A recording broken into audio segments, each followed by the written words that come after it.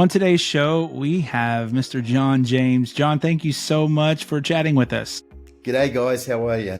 We are wonderful. And you are, according to us and according to a lot of people, Mr. James, a legend in the CCM world. And My goodness, you're making me nervous now. I remember years and years and years ago going to a music festival in Wilmore, Kentucky called Ichthus. Ichthus, yep. And you guys performed there probably every single year back in the day with people. You probably remember Steve Camp and Margaret Becker and For Him and Carmen, of course, DC Talk back in their early days, and all kinds of people back in the day. I will say, we'll get into it in a little bit, but music was a lot different then. A little bit. That was. I remember the Ichthus festival. That was a really fun festival to go to. Yeah. The whole sitting there on the side of that hill, with the stage, the smaller stage down the bottom. But a lot of fond memories from there. It was really cool. Yeah, it was. We've had a lot of good memories there as well. But let's get into it. So you have one of the most inspiring, powerful testimonies that I've ever heard. And if you don't mind, I'm sure this might be the 185th time that you have told your testimony. But do you mind sharing with our audience a little about your story? I guess we all got a story, don't we? We all got a testimony. And the road we each walk may look considerably different, may have some roads we walk, some people's testimony might have more valleys and less mountains, some people may have more mountaintops and less valleys. But for me, I guess the real crutch of my story is this incredible God who is relentless in regards to his pursuit of people. And I look at my life story and coming to America with the Newsboys and seeing that incredible journey, like when we were a bunch of kids in the garage in the early days, annoying the heck out of the neighbors. Every young kid in a band, you dream of one day, making it big.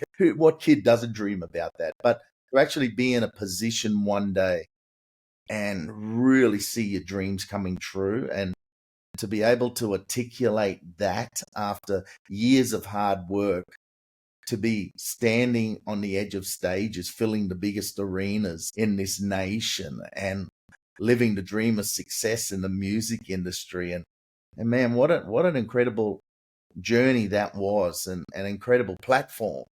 And, we who doesn't want success? If you have children, we pray for our children to be successful in life. We pray for God's blessing. We all want success, and that's not a bad thing to aspire to have.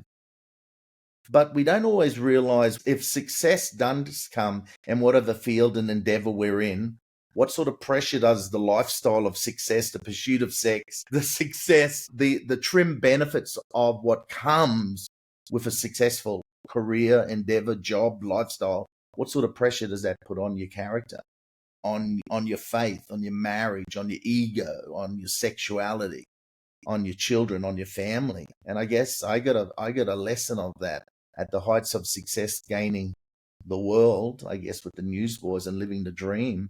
My personal life began to fall apart, and because of wrong choices I made in my life, it shipwrecked my career, my life, my family, my first marriage, my ministry, everything. There's sometimes I look at my life now and I'm like, crikey, I am the last person in the world that should be here talking about life's journey.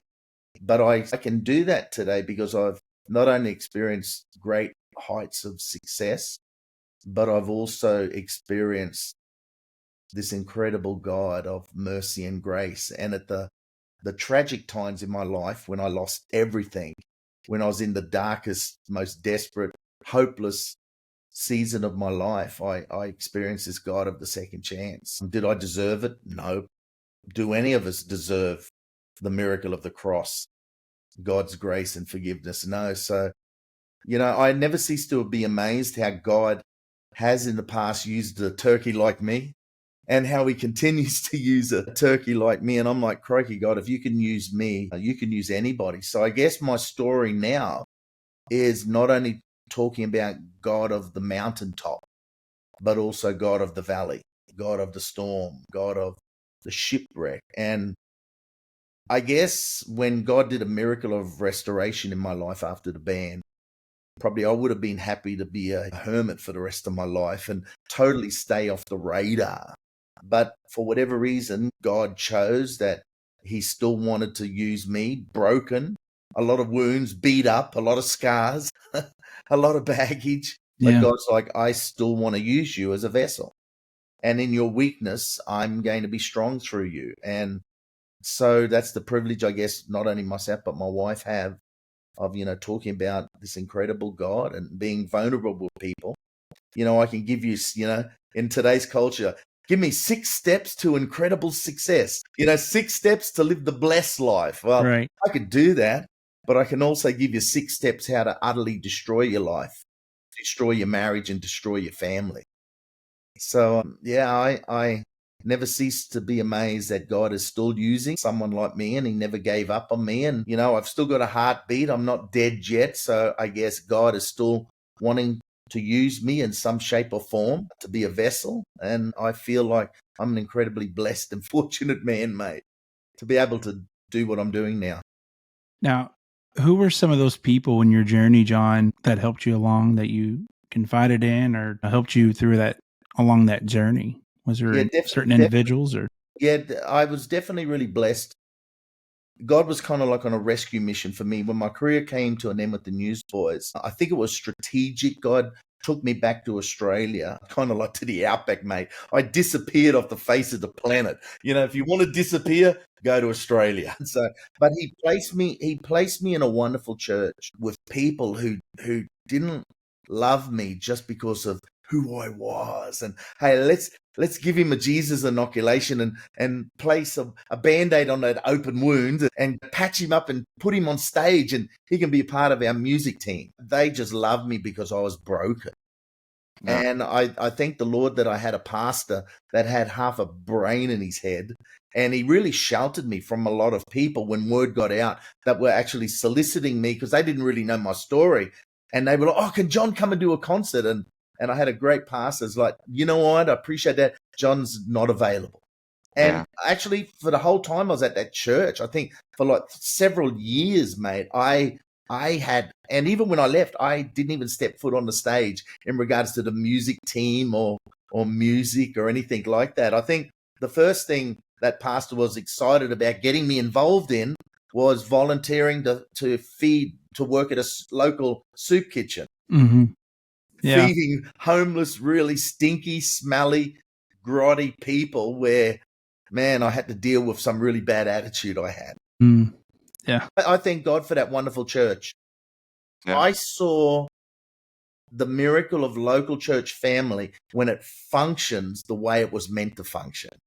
And it was the most incredible hospital, the most incredible recovery facility, the most incredible accountability, the most wonderful and liberating sense of covering, and was a part of that journey of helping me to get back to that place of walking whole with Christ. So, man, I'm so thankful for local church. So when I say that, for me, it's not just a spiel, but my road to recovery and healing wouldn't have happened if it wasn't for the miracle of local church walking that journey with me. Yeah. Does that make sense? Yeah. Oh yeah, that right there. Well, that's a testimony about itself. Just how the church is like a hospital for the hurting. And Come on. Like when it's actually being the breath of God and being like how Jesus wanted it to, that it can literally just change and just make way for God to move in lives. Yeah, pretty amazing. So tell us about the ministry iReach USA that you and Tanya do, your wife. Okay, yeah, we had to start off a ministry because I've actually not been on social media forever. I don't have Facebook, Instagram. You know, if there's anything on social media for a long time, it was only things that other people posted. I was just, and not because I didn't like, I just had no desire. I just kind of disappeared from the face of the planet. And then eventually people said, you need to have a website. So eventually, I came into the modern era, and, a couple of years ago, we formed the website, and we've been doing ministry for a long time. but we kind of finalized it as a 501c3 ministry, iReach USA.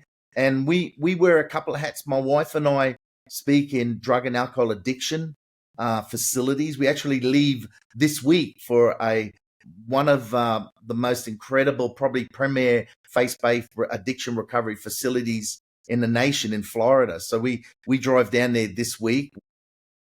I've been going there for about 8 years speaking. My wife and I are actually there every 5 weeks, just outside of about an hour south of Tallahassee. We do a lot of recovery. We do a lot of stuff in public schools. Half the time I don't know how I get in these schools. They must just think I'm Steve Irwin's cousin or something. And I'm going to come in and wrestle crocodiles and ride kangaroos and skin koalas or something. I don't really care how I get in. But we get in to deal with suicide, depression, bullying, mental anxiety that a lot of kids today, unfortunately, are dealing with. So, man, schools is one of my passions. We do stuff with the military. It's been one of the most life-changing experiences for me, working with the military, coming into their bases, the military bases around America, and working with the troops to bring a message of hope to the men and women of the armed forces. And this month now, in about 3 weeks' time, we've actually got our credential and license now. We're going to our first prison, a big prison, about 4,000 inmates just outside of Okeechobee, Florida.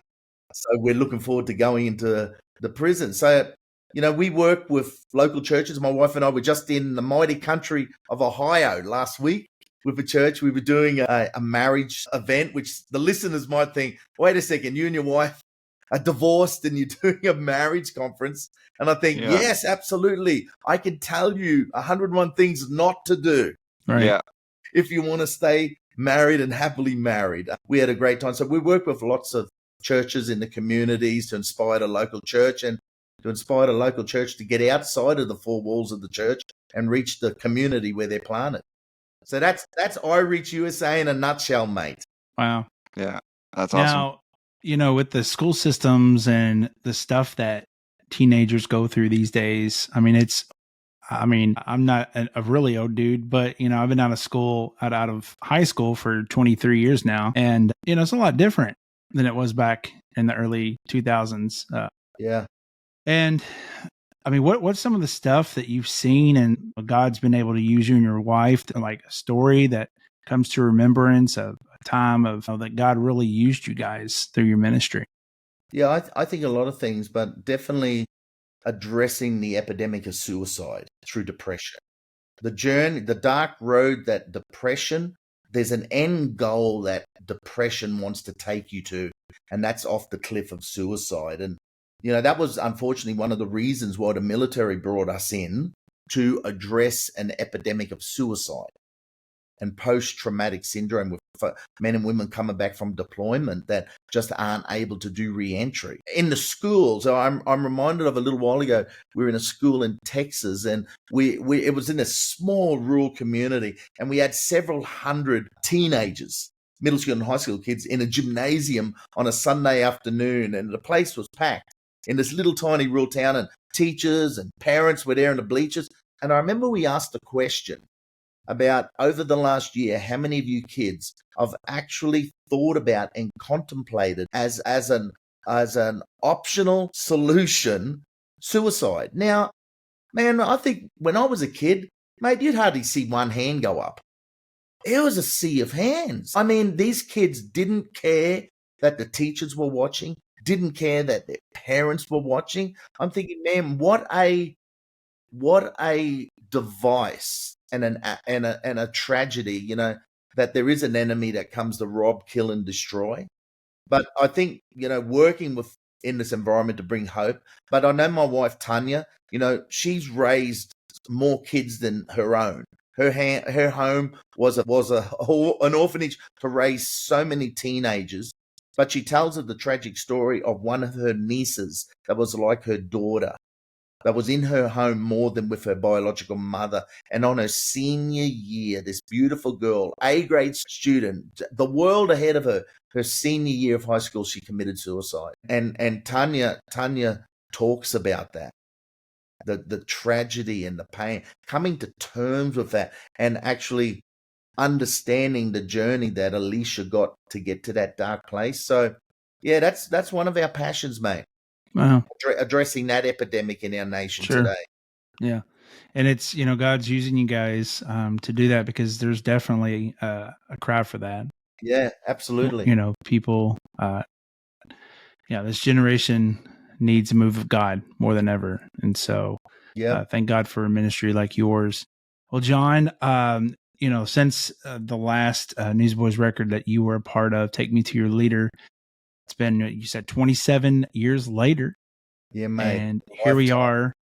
You're working on a brand new album, God of the Second Chance, and gotten to listen to a few songs. And I will say it's so good to hear that voice again, and so good to hear songs that sounded like I'm listening to Take Me to Your Leader, and so I love it. And so could you tell us about this project that you're doing and what's the plans for it? Yeah, and Jacob and Chris, you got to realize this is still pretty surreal for me. And you hit the nail on the head, 27 years. For 27 years, I passionately said that I'll never sing again. And I never did. Singing wasn't a part of my ministry. I would have been happy to go to my grave and never have sung a song in my life. I didn't keep a foot in the music industry in Nashville. I wasn't still kind of dabbling and writing songs. Nothing, mate. So this is so surreal for me that, at 60 years old, that a year ago when we went to Florida, I was telling you briefly before the show, my wife and I are missionaries, and where the Lord says go, we go. And we went down to Florida, and I really didn't want to go at all. We were really happy where we were based, but I went, and music wasn't a part of that. I had no idea, and God just really set us up with the whole miracle. I remember it was as if one day in my life when I was in Florida, a dam burst, an uncontrollable, uncontainable dam. And I just had this incredible urge to write music. And I had no instruments and stuff. I had to go out and buy technology, get instruments, a MIDI keyboard, software. And I just started to write, having no idea where this is going. And man, I wrote for several months from the moment I woke up till I went to bed at the night. My wife had to come and tell me, hon, take a break, grab some lunch. Actually, no, don't take a break. Go have a shower because you stink. How long's it been since you showered? Stop writing. And it was just incredible. And at the end of it, okay, I've got these songs, and then how God orchestrated being in the studio and with my best mate for over 30 years that produced it with me, that ended up at the same church as me in Florida, and just everything. And being at a church in Florida where they built a recording studio because they'd had that dream for years to do that, and it just happened to be built when I arrived on the scene. It was just one thing after the other, and then God bringing the most talented musicians to be involved and getting to work with some of the most gifted, incredible people. It was just the most surreal. I tell you, I remember the first day, Jacob, that I was in the sound booth in the recording studio, and my heart is beating, my hands are sweaty. I'm in there with the headphones on, the lights are dim, the lyrics are on a thing in front of right. I'm looking at the glass at the engineer, through the engineer just saying, all right, you're ready to go. And I'm like, man, can I pinch myself and wake up from some nightmare? Yeah. Because honestly, the whole journey, I'm like, God, I can't do this. I think because for 27 years, not only did I passionately say I'll never sing again, but I also believed the lies that I could never sing again. I wasn't good enough. You're useless. You're hopeless. No one would be interested in that. And the lies became more real than the truth of maybe what God wanted to do in my life. And I remember that first day singing the song Drive. I think was it Drive? Well, it doesn't matter what song it was. It was the same every day after my session in the studio. I would literally walk out to the car, get in the car, and just break down and bawl like a baby. And it wasn't because I had this incredible sense of, look out, world, John James is back.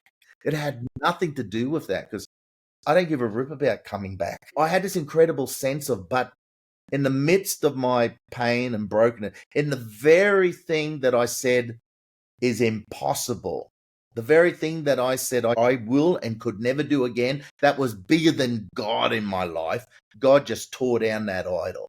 He smashed it, and it was the most surreal journey, the album, and sing the songs. And because I wrote all the music and the lyrics, everything I wrote, which is really surreal again, because like I said, I haven't been in the music. Right. I had somebody was talking to me in an interview the other day, and they said, look, to be honest, you haven't written anything since the early days of the Newsboys, before the Steve Taylor era.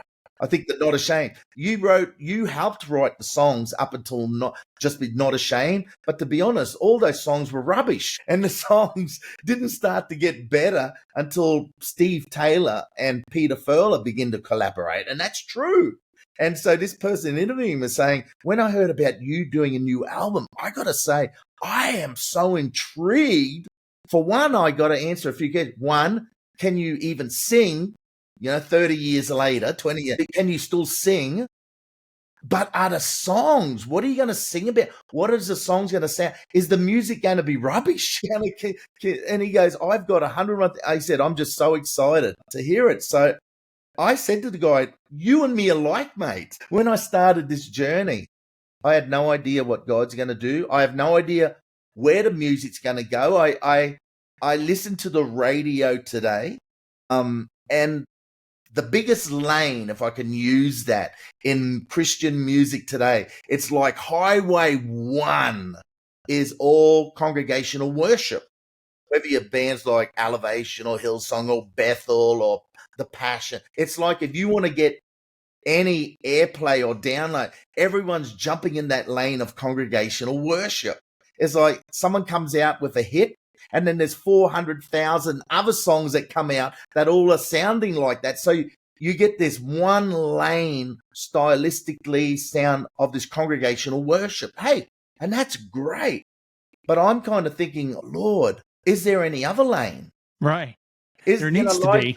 There used to be, exactly right. Right. Is there any other lanes that for people who maybe don't listen to congregational worship? Like I go into schools, right, full time. And I'll tell you, mate, 99.99% of these kids in the public schools do not listen to worship music or download on their podcast worship music.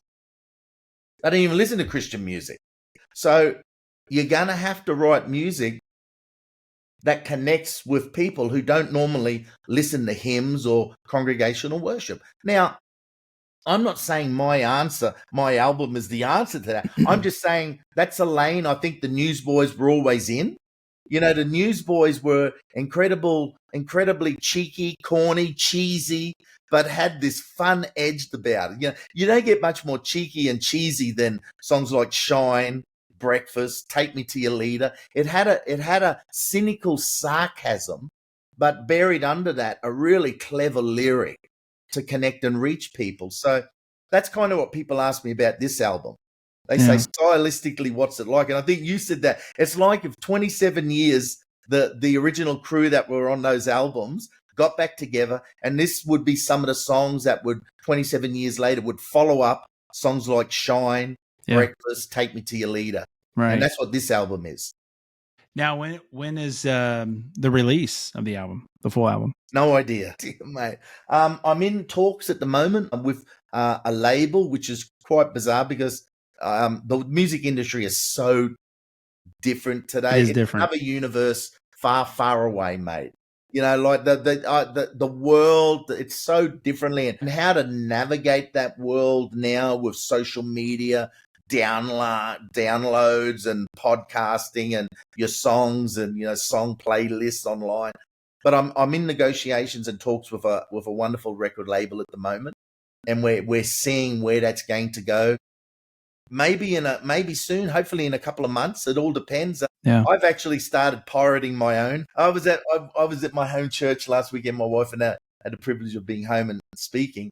But I ran off, mate, printed up a bunch of mastered CDs. And mate, I was just had them at our church. We're going into the recovery place this weekend with all these folks. So I'm going to print up a bunch of them and just give them away for free. Yeah. Yeah. You know, why wait, mate? You know? That's right. That's what I want to do, actually. Yeah. We'll still sell them, but when we go into the schools or with the military or into the prison or in the addiction places, man, I just want to give them away for free. Yeah. As a tool, hey, this is an album I wrote, talks about the pain and the journey of my life. I'd like to just give you this, you know? I think that'd be pretty cool. So we will sell them, but people who buy them, that'll just help fund us so we can print up a bunch of stuff to give away for free, you know, which is pretty cool. Now, you and I talked on the phone a few weeks back, and I had an idea. I just threw it at you, and I said, "You, once this album releases, you and Peter Furler and Phil Joel need to do like I don't know, just like a little tour or something, and do like your new stuff, Peter's new stuff, Phil's new stuff, and then Newsboy hits." And just see where it leads you. And I mean, I'm just saying, I think it would be a nice show to go to. I couldn't remember the lyrics of the Newsboys songs when I was in the band, let alone 30 years later. That's why they have monitors. And like those guys still, and Peter and Phil can still fit into their gig clothes, mate. I'm about 80 pounds past my gig clothes days now. I think if I tried to jump around and do a leg kick on stage now, I'd put my back out, mate. I'd put my sciatica out, you know? Well, you know, I'm not saying you have to do all that. When you told me that, I think I just cracked up laughing on the phone. Yeah, but hey, you know what I've learned, mate? Never say never. Yeah, just because something's not on our radar. Just over a year ago, mate, never in a million years would I have thought we'd be having this conversation now about the new album. Sure. Never in a million years, mate. Never. Impossible. So I'm not going to say never, because you never know what's around the corner tomorrow, eh? I mean, I'm just saying Peter could call you, you know, tomorrow and say, "Hey, I have this idea." You never know, mate. You never know. So I'm glad you enjoyed. I think I sent you 3 songs. I think I sent you the title track, God of the Second Chance. I sent you a song called Come Lord Jesus. That's the one that starts with the B3. And there's the desert one. The one about you got to remember. Yep. Yeah.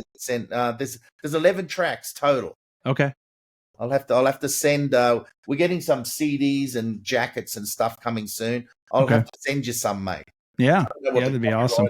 That whatever. Blah blah blah. Yeah.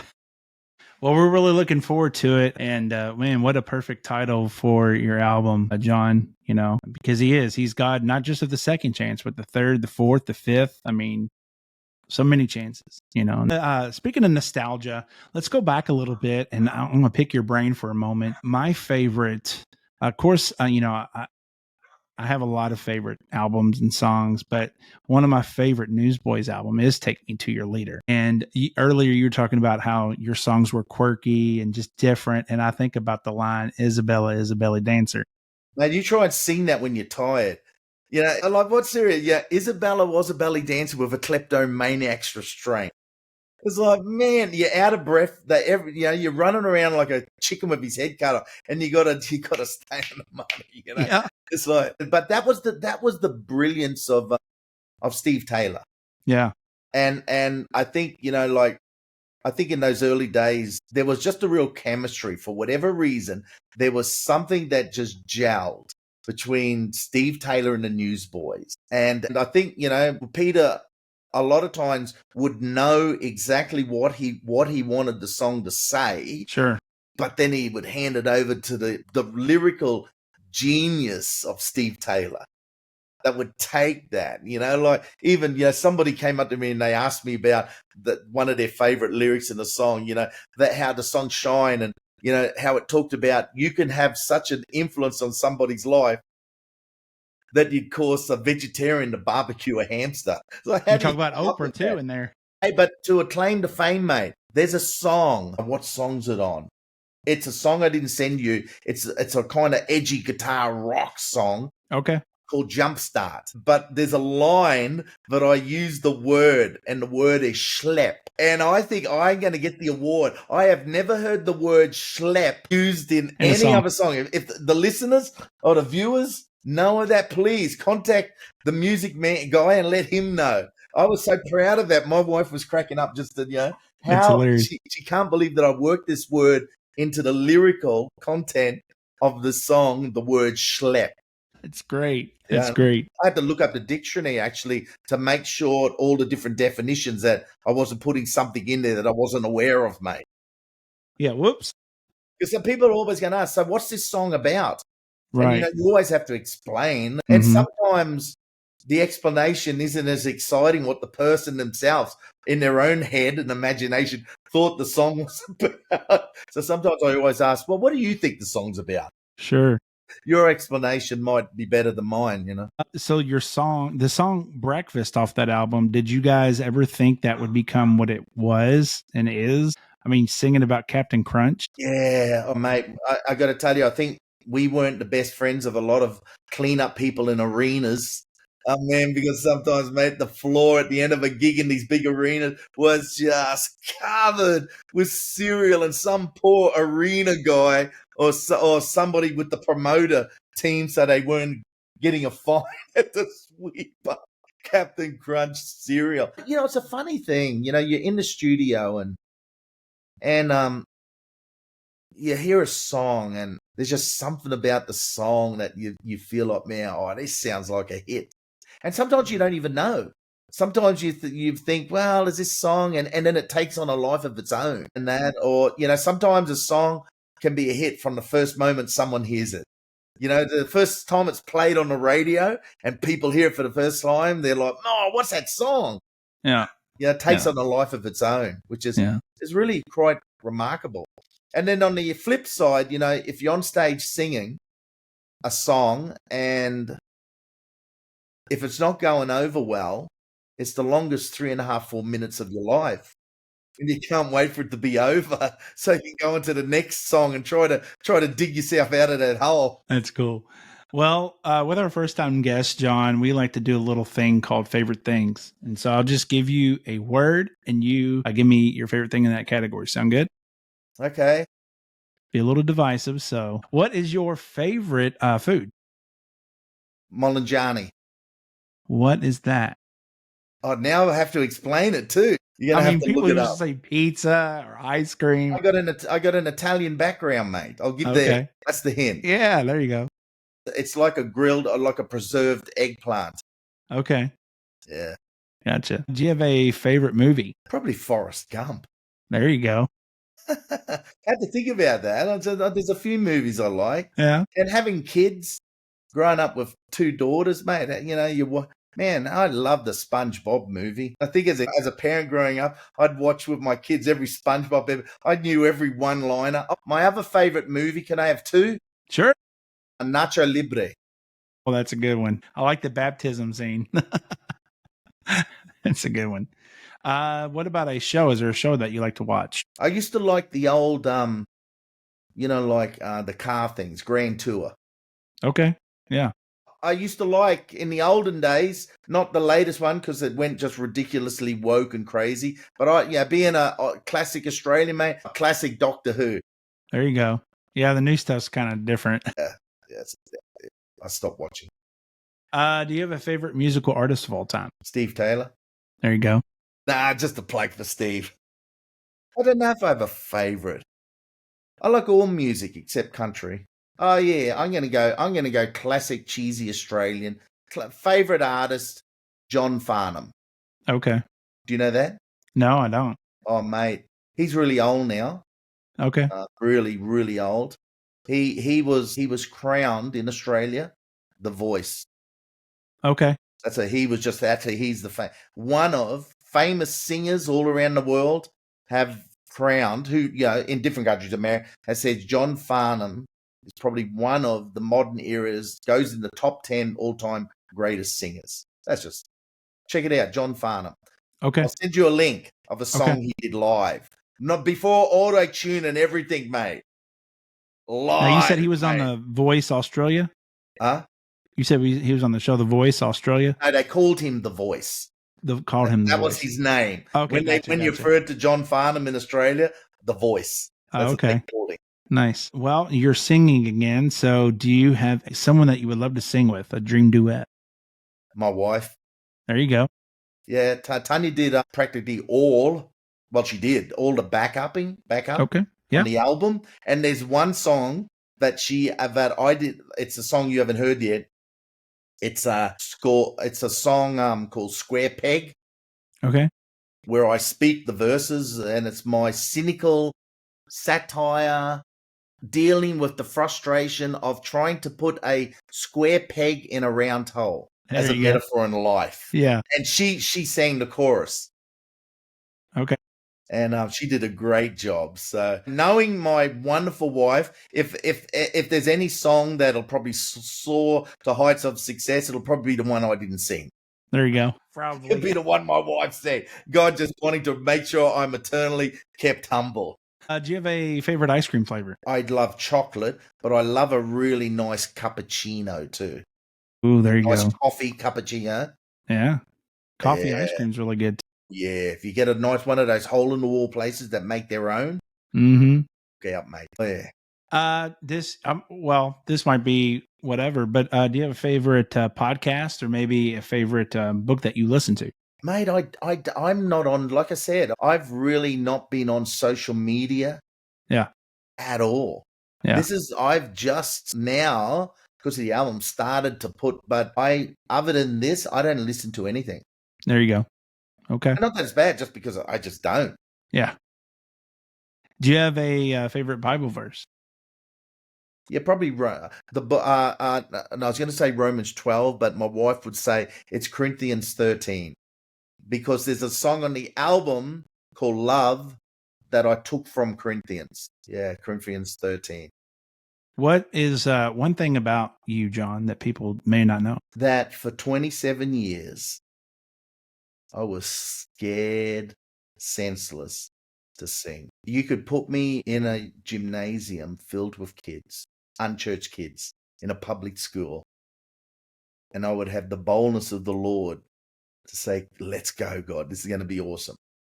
Put me in a church with 5 people, let alone 100, with a microphone and asked to sing a song, and I would die 1,000 deaths. My greatest fear in life, go figure that, after leaving the Newsboys, my greatest fear in life was having to sing again. Crazy, eh? But you sound amazing. But I'm still dealing with a lot of fear, mate. Because it's one thing that, we worked hard, we got it great, in the studio and everything. And people, I had somebody ask me did AI do your songs or did you actually sing them? I'm saying, because I guess that's the world we're in now. Yeah, unfortunately. I sang my lungs out on every song and I kept singing them till I was happy with them. And my wife was there with me every step of the way to encourage me. Because there were some songs I didn't even have. Going into the studio that day, I was an emotional mess because I just said, even though I wrote the songs, wrote the melodies, right? It's one thing to write it, but then you get in the studio and that red light goes on. Yeah. I sing, and there were songs I just said, I would just be on my knees saying, God, I don't have the courage or the strength or the belief in myself to do this. So you're going to have to come and help me with this. And I think that's one of the greatest. You might think it's just a spiel I'm given. But for me, with these songs and the music, I tell folks, I'm not that clever and I'm not that smart. Yeah. I really think, not that the album's the great, but for me, I'm like, wow, God, because I really sensed that I had the most wonderful time of communion with God writing this album. Because every day I was in tears in communion with him because he was walking me through the impossible in my life. Sure. Anyhow. So yes, John, that's my fear. People won't realize to sing because I have zero confidence. See, I still have to overcome the fear of when we do the first live thing. I'm going to probably go to the toilet 400 times. I still have zero confidence in John James to get out there and sing. Zero. You're going to be great. Confidence. You're going to be It's great. easy for you to say that. You're on the other side of the mic. I'm the one up there with the mic in my hand. If you want, I'll come to your first show and hold the mic for you. All right. Any more of those questions? No. Did I pass? Yeah, you passed. All right. Well, John, God of the Second Chance is coming. Soon. What else do you have coming up this year? I just signed a publishing deal for the book coming out soon. The story of my life at the Newsboys. The book's gonna be entitled Newsboy, A Miracle of Hope. Nice. And that book's going to be out hopefully later this year, towards the latter part of this year. Okay. We have the book coming out, which is really that was an experience writing the book. Oh my goodness! Again, it was the most incredible emotional journey. I was so excited about the book, and we're in negotiations and talking with people now about taking my story and turning it into a feature movie. Yeah, that would be yeah. I think you saw the 700 Club clip. Yeah, yeah. Take it from the book and the whole story of my life when we first come to the Newsboys, the whole rise, the tragic fall, just the whole journey being made into a movie. Yeah. So we have a wonderful looking forward to that. Wonderful writers and producers, and so we're just looking for different ones. And somebody asked me the other day, who would I like to play me in the movie? I said, oh, that's very simple. It has to be a cross between either the actor that played Thor, because him and I look Chris so much Hemsworth. alike, the same physique. Yeah. That actor, him or Danny DeVito. just somewhere in there, and you've hit the nail on the head for John James. Now, John, you're just a little bit taller than the one actor. Not much, mate. Not much. I'm taller than Duncan. There you go. Duncan is a tiny little man.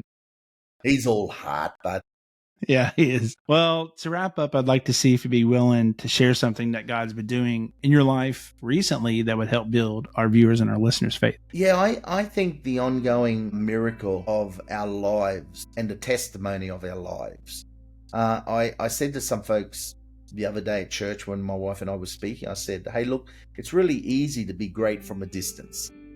Whether the limelight's on, you're the lead singer of the band, or whether you're a preacher behind a pulpit, or you're the visiting ministry for a conference, itinerant speaker, it's easy to be great when you got the mic in your hand and you're on the stage. But when the lights aren't on, when the cameras aren't rolling, when you're not on stage, what sort of husband am I?